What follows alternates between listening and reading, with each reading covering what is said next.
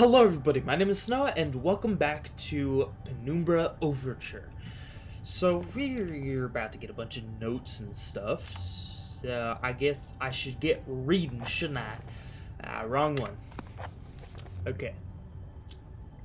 Is it this one? Yes, Yeah, it's Copenhagen. Copenhagen Post, Friday 25th December 1970, superstition extinct, death mine still breathing? A worker at the northwestern iron mine, Greenland, is missing, presumed dead as of midnight last night. Locals fear foul play. Mining now forms the largest single industry in Greenland. At 16 years old, the northwestern iron mine is a relatively new part of the larger complex, which also includes a lead operation and is built on the site of an older mine, later converted into a military bunker and finally closed in 1952. The iron mine retains its excellent work record, in spite of the recent disappearance of an as yet unnamed worker. We have discovered that the man in question was a young laborer brought in from mainland Europe, possibly Denmark, and authorities on both sides of the strait are currently attempting to contact any family he may have left behind. The man disappeared 10 days ago, and the mine foreman has now exercised his power to declare him presumed dead. This decision, we are told, was not taken lightly. A full search of the mining operation was commissioned to no avail. Without the appropriate equipment or transport, the man could not have survived on the surface. Although superstition in Greenland has seen a decrease in population over the past years, some local inhabitants still claim that the land itself is cursed. This very paper ran a report almost 40 years ago to the day, discussing high suicide figures for the area, but finding at the time were considered to be inconclusive. Lars Jensen. Okay, Jensen. Uh-oh. I don't like where any of this... I'm gonna save first. I'll save again. Nah, I don't think these texts are very useful, and I think they repeat a lot as well. Yeah. Oh, seen it once, seen it twice, seen everything. Watch. It's gonna be something like, oh, the guy was dead all along, or... you know, usual plays like that in a story. There's massive statistics and crude drawings on the chalkboard. They all relate to a large species of annelid. Like this one? Door's locked. Looks like there's something stuck in the keyhole. From the other side, but I think the key's still in lock. Okay, are you telling me something?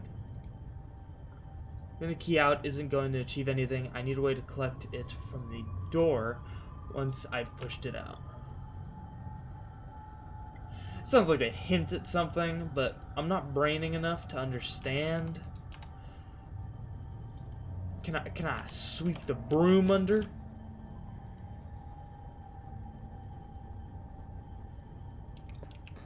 Okay, well, from what I hear, we just push it through and then we stick our fingers under.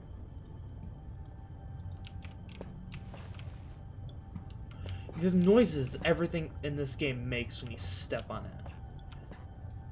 Can I, like, is there anything, like, in you? Can I pick up the knife? Ooh, I didn't check in here. Ooh. Ooh.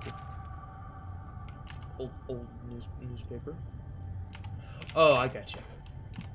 Right. So we don't have to stick our grubby fingers in there.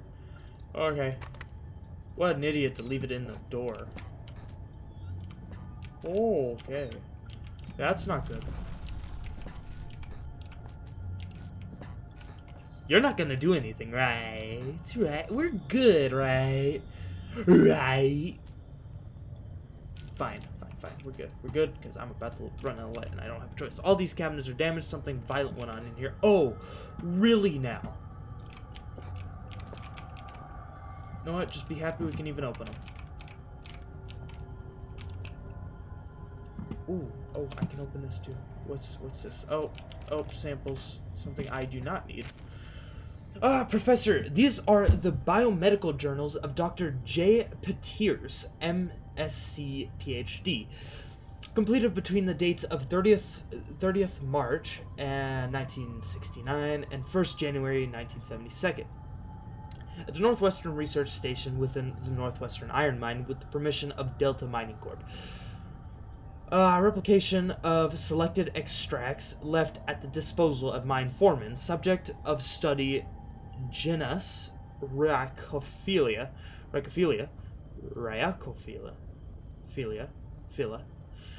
commonly gray rock worm. Aim: to investigate the abnormal presence of the Cadiz in the Greenland rock. Method: collection of samples, if indeed they can be identified correctly. Standard series of tests, observation, and dissection. Personal note: upon arrival at the mining facility, I was immediately stunned by the sheer volume of fauna that finds a way of life here, down here. Despite the conditions, in general, one would assume that species whose natural habitat is past a certain depth, a threat to remain in place. Would find the intrusion of human activity too great a threat to remain in place. However, almost the exact opposite seems to be the case in this instance. It is curious that certain areas of the mine appear to be entirely without life of any kind, and yet others, deeper areas, are teeming. And were the situation permitting, I would embrace the opportunity to commit further time to the study of these organisms. However, the purpose of my stay here shall continue to be the genus Rhacophilia.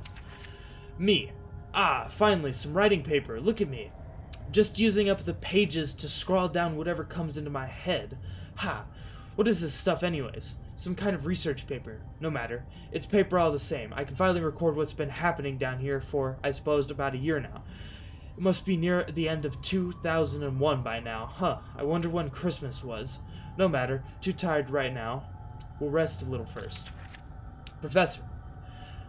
Samples collected. The collection process has been far easier than I anticipated. The setup of the artificial environment for the rockworm went without a hitch, and the specimens themselves are so abundant as to make keeping them out far more challenging than containing them. They are all of healthy size, perhaps even beyond recorded size, and I can only assume that this is due to some lack of natural predators down here. Specimens are as follows: 3 adults in artificial habitat, 2 larva infants dead. Me. I've been down here 2 days now.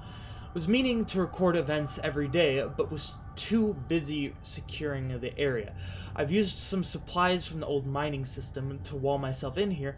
Seems as safe a place as any, so those things should at least stay put for a little while. To that end, seems I've had a pretty lucky stumbling here. All this old research is about something similar to what's been hunting me ever since I escaped the shelter 4 days ago. Don't get me wrong, after what they did to me back there, I'd rather be facing anything else, and after almost a year of fighting for our lives, we didn't really stand a chance anywhere. Anyway, I don't know how many are left inside, but this is good. These notes might have some way to fight the things. The rockworms that followed me here, I don't know how they knew I was coming, or how they managed to follow me in the dark, but maybe I can work that out now. I found some old newspaper clippings, I guess. They're referring to this mine. I had no idea it was so old, so big. I can see now why they built that facility here in the first place. A lot of history buried down here. It worries me, though. We'd been resting all our hopes of rescue on one of the scientists who escaped right near the start of it all. He got out almost as the chaos began, so we figured he might have made it out and brought help, but maybe me and him are due the same fate. I must record what's been going on, give the world the answers it needs so it doesn't fall prey to what's been released down here. But first, I need to worry about myself, find a way out of here, and work out how to kill these worm things. Jeez. Professor Observations. The creatures are indeed larger than has previously been recorded. The juveniles seem to still be growing far beyond their natural limits, although the adults have now expired. I will watch with interest to see what the lifespan is of this peculiar subspecies. The worms appear to have 3 senses, as would be validated by previous research: taste, smell, and an extreme sensitive sense of touch, which allows them to detect vibrations in the rock in the same way that the human eye senses beams of light and processes them into spatial images. So there's that other guy's answer, how they're able to follow him in the dark. Their natural prey is insects, smaller than themselves, and heaven help those insects, because the worm is a vicious and efficient killer. Me. He's wrong. They have no sense of smell. Today I attempted to distract them with a concoction I found lying around, but to no avail. However, it does seem that they detect movement via vibrations, which would explain how they can see in the dark. Damn. There's almost no way to escape them down here. I'm on their territory now. Lifespan is 3 days and counting. I can still hear them outside the walls. As an extra precaution, I've locked myself in the smaller study area connected to the main lab room. If they get through that wall, I doubt this door will stop them, but it's better than nothing. Barely. More. Professor, conclusion. This subspecies is genus Racophylla, is highly adapted for its environment. If released above the surface, it seems likely that it would quickly destroy the existing rockworm population, and soon after that the population would grow to a size far outstripping its own food supplies. Given its increase in size and lifespan already due to unknown conditions, I would hypothesize that the worm, if left in such conditions for a reasonable period of time, perhaps 3,000 to 4,000 years, could grow up to a further 3 inches, making it a total of almost 1 foot long. However, though those conditions change, or indeed magnify, physical evolution could occur far more rapidly. 1,000 years, I have a feeling it happened a lot quicker than that. It's the 5th day today, and I swear they have begun to surround my location. I can't tell whether or not they have breached the wall I built, but I'm certain they've entered whatever area surrounded this room. The future looks increasingly bleak. I intended to record here the events of the past year in the hopes that perhaps what occurred could be contained or driven away. Now I realize I could write all I wanted. No one will ever make it down here to read it. I'm here. So why write this now? Good question. I have no answer. All I do know is I'd rather take my own life than die at jaws of those hideous monsters I have tied a noose. Those monsters may feed on my corpse, but they won't take my life. Yeah.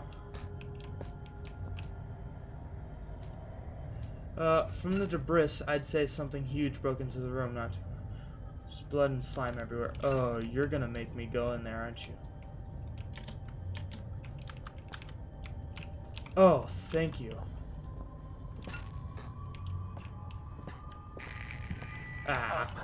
While you hunt for those delicate, melt-in-your-mouth mousy morsels, there are places you should not go, for fear of death. The Reaper lives here, just like you and I. And just like you and I, he must ingest the living flesh of those less fortunate than him. There is a small place that I do not want you to visit, even on your holidays, because it is dark and evil place that I've been. When the darkness has overwhelmed my small decaying mind, some bad things flowed from my mind and through my pen. The brilliant blue ink itself seemed to turn to blood into my grace. And by the way, should you turn peckish, red is at its finest sautéed with a little engine oil. No. No. Oh.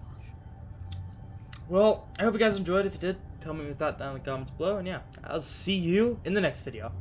Bye-bye.